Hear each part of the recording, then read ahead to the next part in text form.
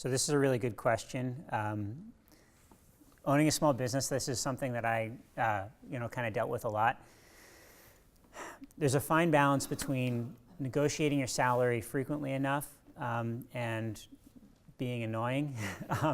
So that's something to be very cautious of. For me, when I was running my business, there were definitely key people at the business that we couldn't afford to lose.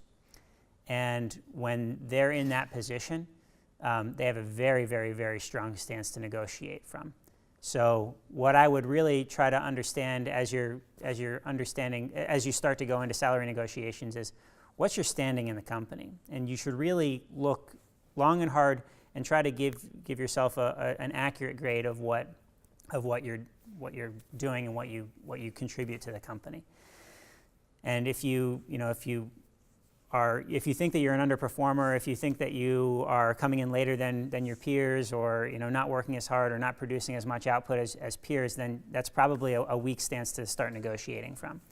But if you are a confident person and you're here at this seminar tonight, so you took initiative to come to this seminar tonight, and there's a lot of your peers that are not here tonight.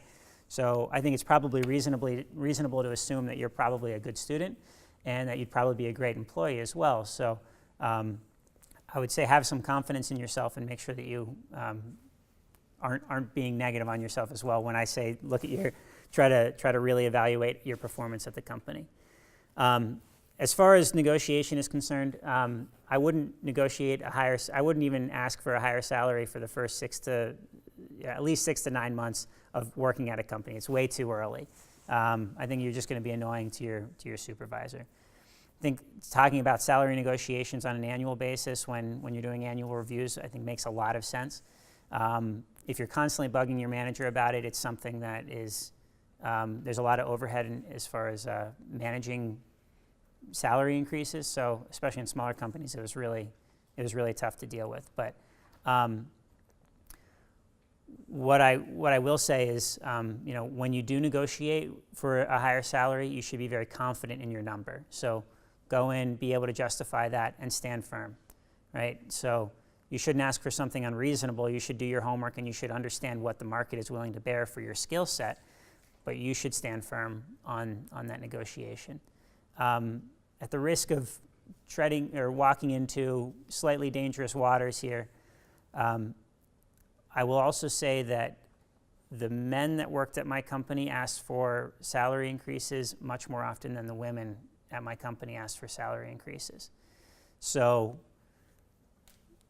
that's not to say that, it's a really, really hard topic to cover, but for the women out in the audience tonight, be confident in your abilities. Please, please, please be confident in your abilities. Know what your male counterparts are making and demand that.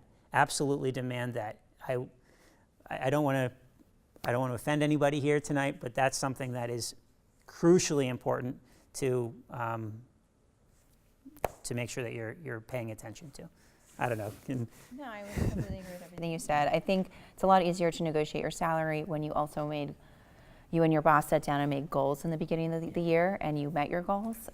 Negotiating on a promotion, and to give you an anecdotal story, when I was on the trading floor, I was up for vice president, and they passed me over, and I was extremely pissed off, to say the least. And then came back the next day and literally said, this is what I've done for you. This is what these are the other people that got promoted on this floor. This is what they did. Please explain. And I was like, and I'm, willing to also talk to HR about this, because this is ludicrous. And they came back the next day, and I was promoted.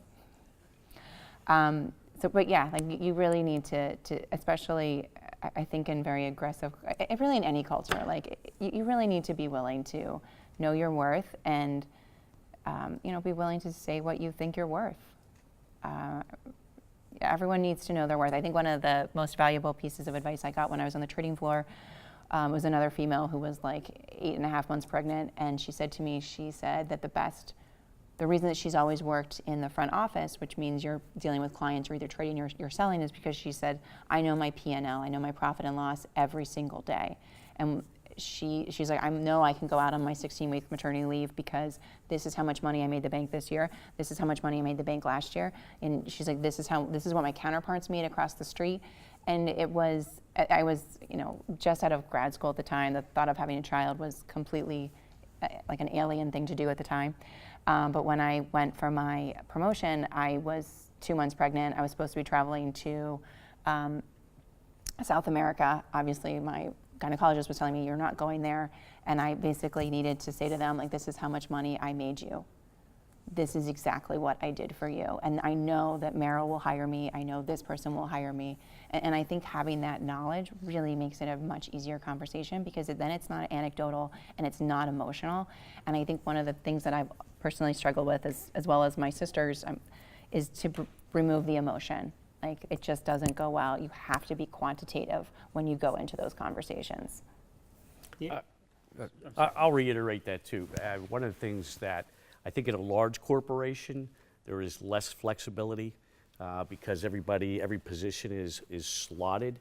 But those people that come in and are prepared and understand what they've accomplished, what they can offer, and have that confidence, if there is whatever flexibility there is in larger corporations, you're the one that's probably going to get that little bit extra, or you're going to have a little bit more behind you to earn that extra dollar. That what I see a lot of young people, they look at the review process as just, here we go again. And they're really not prepared for anything other than to just sit there and to go through the motions.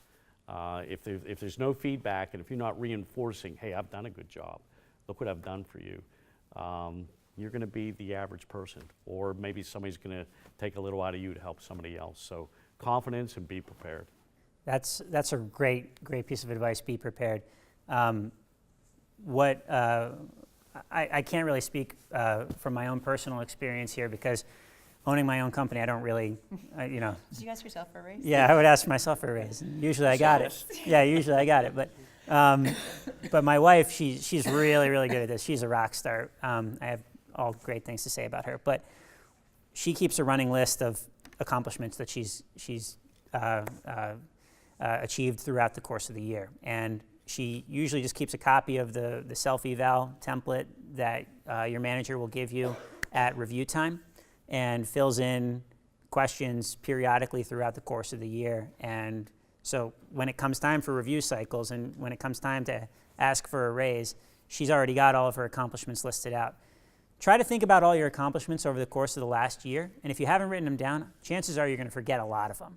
And you've probably done some really cool stuff. So write down your accomplishments, be prepared when you get into that review. And if you don't get the raise that you want, don't be afraid to talk to your manager about what your goals are and where you want to be, and how you can achieve those goals. And force your manager to lay out a plan for you to get to where you want to be financially, responsibility-wise at the company.